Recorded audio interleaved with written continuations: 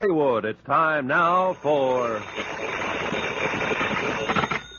Johnny Dollar. Hillary Fuchs, Dollar. How's Mrs. Wendover? So far, so good. Dollar, can you talk? Yeah, sure. She's in the other room. Do you think she's all right? Mentally, I mean?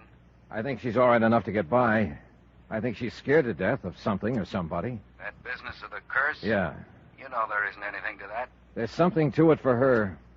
She thinks she's somehow responsible for her husband's death, for her father's death, and for her brother's death.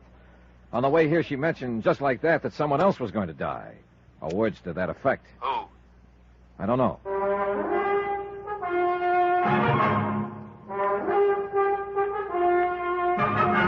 Tonight and every weekday night, Bob Bailey in the transcribed adventures of the man with the action-packed expense account, America's fabulous freelance insurance investigator. Yours truly, Johnny Dollar.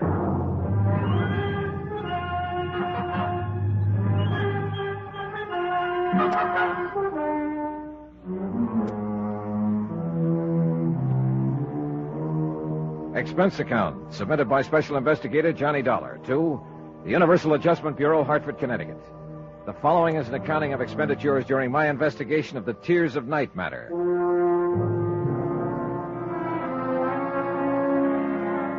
It had started as a routine investigation. A claim filed for $50,000 on the death of Noah Wendover, Miami Beach, Florida. The question, why the 2-year delay in making claim? The answer turned out to be interesting. Briefly, it involved a distraught woman who had neglected not only the insurance, but everything else in her life for 2 years. A woman obsessed with the idea she was a curse. Do you like soda or water? Soda, please. Thanks. Cheers. Good luck.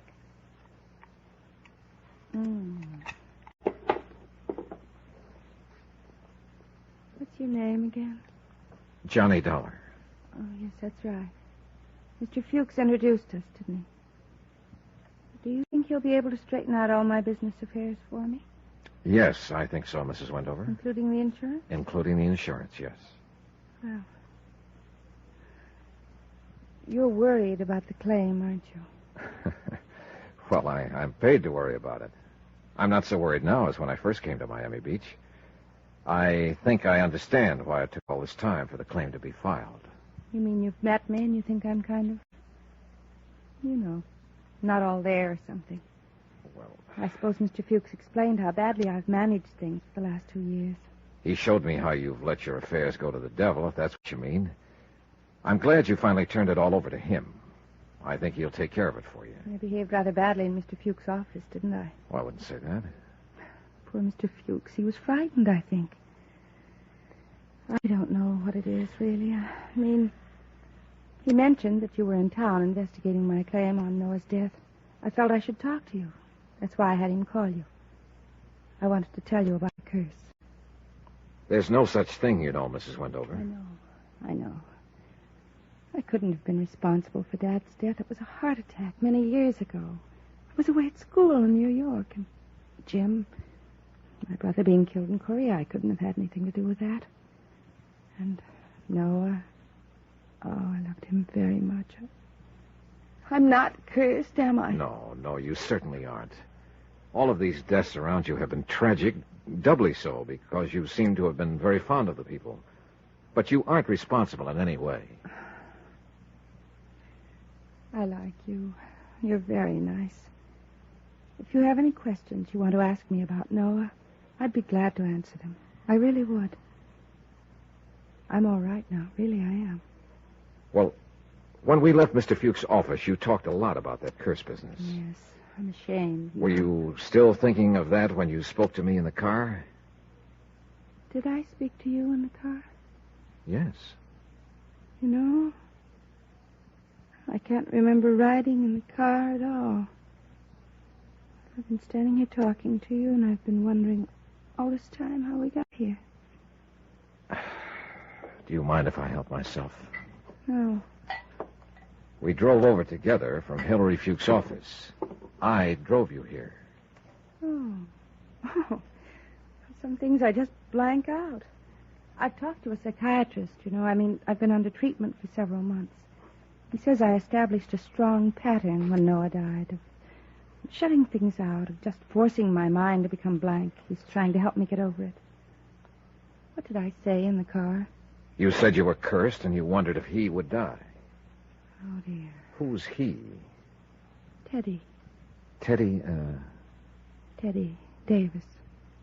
I'm going to marry him when he asks me. Oh. And I know he will. I love him very much. Well, why do you think Teddy might die? Because of people dying around me that I love. He doesn't believe in the curse, does he? Oh, no. He's something like you, in a way. Nice. He makes me laugh at it. He says it's ridiculous. Because it is. Somehow I feel comforted. Now, look. You marry this fellow the minute he asks you and forget about being cursed and everything else. He'll take care of you. Well, I better go now. Mr. Dollar. Yes? Thank you. I need sometimes very much to talk to someone like you. Thank you. J. Dollar, Oracle. Go out and marry so-and-so and live happily ever after. I like the little kiss she gave me. I like the way she squeezed my hand. I like the perfume she was wearing. I liked the way the intense, hard brightness had gone out of her black eyes, and she was just a nice woman being a woman. I liked all that. What I didn't like was the idea that she could be the other way, believing in the curse and believing she was somehow responsible for people dying. When I left her, I knew that part wasn't ended. I knew it would come back. Come on in, Dollar. I sort of stuck around wondering if you'd come back here. How is she? She's okay now. Fuchs, I'm sending in my report on this policy tonight. I'm recommending they honor it. I've got enough verification. Okay, that's fine. Sure appreciate your help on this, Dollar. Let me buy you dinner. No, thanks. I'm getting the first plane back to Hartford. Why not wait until tomorrow? You've got a reason, haven't you? Yeah, I guess so. Mrs. Wendover? Oh, I've met people like her before. Don't ask me where or when, but I've seen them. And there isn't anything to a curse, but trouble seems to follow them. Big trouble. My business here is practically finished. I just want to get out and get away. Can I use your office for about an hour? Sure, it's all yours. Dollar, I feel the same way. I spent a half an hour typing up my report on the Wendover claim and another 10 minutes on the phone asking for an airplane back to Hartford. They said they'd call me right back, and I poured myself some of Fuchs' whiskey and sat down to stare out at the night. Lights burned up and down the white beach. People strolled up and down, looking at the water, holding hands. And I was sitting alone in Hillary Fuchs' office, waiting for a phone call and thinking about a curse. Hi. Hi. Who are you? Anybody else here? No, why? You were kind of late. So do you. What's on your mind? You? Costigan wants to see you right away. I'm supposed to take you over. Whoever Costigan is, tell him he doesn't want me. You don't tell Sam things like that. You know, it's been a long time since I shook in my boots when a skinny hood like you stood around acting tough. If you've got some business with Hillary Fuchs, look him up at his home. This is Fuchs' office. You're behind his desk. You'll do. Now, come on, mister, and don't show me how loud a certified public accountant can growl. I just might swing this thing on your head. That's better. You got a hat? No. I know Costigan wants to talk to you, but I'd sure like to belt you one just for the practice. I'm not Hillary Fuchs. Come on, let's go. Hey, you're going to break my arm! I'd like to, just for the practice. Now then, this Costigan, is he the one from Chicago? Sam's been there. Answer. The Sam Costigan kicked out of Chicago a few years ago? Yeah. What does he want to see Fuchs about? The Wendover dame. What? Something about the Wendover dame. I don't know what it is. He just wants to see you. Okay, what's your name? Frank Scanlon. Here. You put this thing in your pocket. Pull it out again in front of me, and I'll brain you. Now, let's go. Huh? Now I want to see Sam. Well, sure. Anything you say. I followed Frank Scanlon out of the building to a waiting car, a black packet with side curtains. It was a nice touch for this day and age, but it didn't make much sense. None of it did. It was illogical in the beginning, middle, and end. Most of all, I didn't make much sense. I should have been in my room packing. Instead, I was on my way to see an old-time grifter and hoodlum named Sam Costigan, because someone had mentioned the name Wendover. You want to smoke? I used my own. Suit yourself, fella. Scanlon was a thin one with sharp, narrowed eyes, too much padding in the shoulders, too much snap to the brim of his hat, too much point to the toe of his shoes. The .38 had taken away from him and handed back made a considerable bulge in the front of his coat. About 6 miles out of Miami Beach, he turned off the main highway onto a dirt road. About a mile of that, and ahead we saw lights. The lights became a fine old colonial mansion, every room aglow. 2 or 3 guards were watching the entrance to the front. All needed shaves. No one said anything.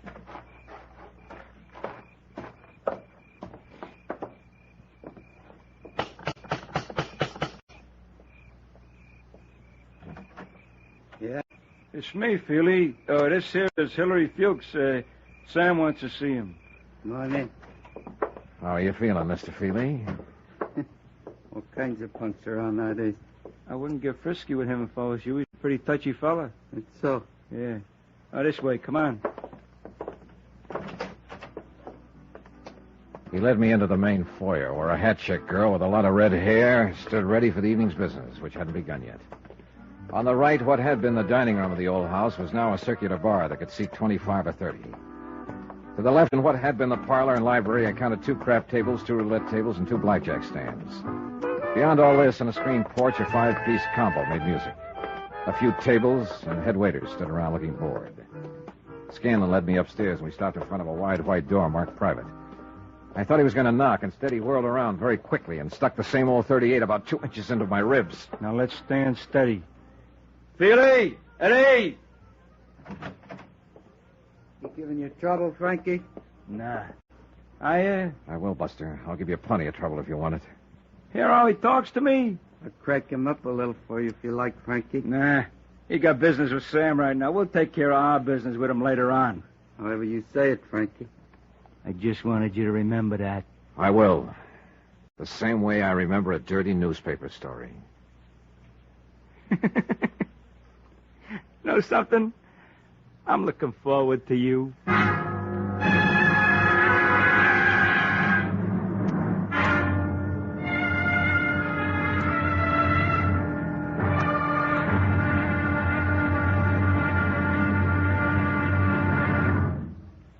Now, here's our star to tell you about tomorrow's intriguing episode of this week's story. Tomorrow, there is a curse that goes with the Wendover name. Goes wherever it is. Join us, won't you? Yours truly, Johnny Dollar.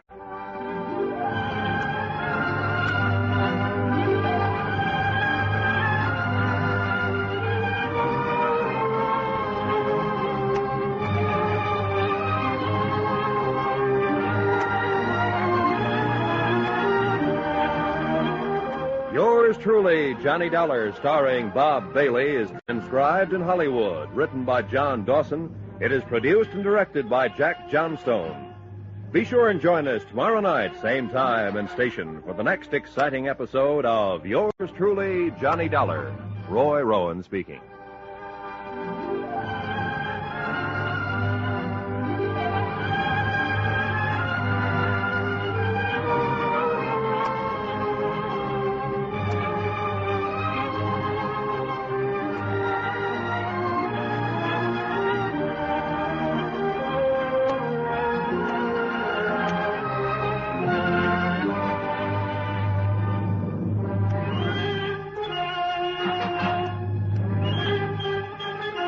Thank you.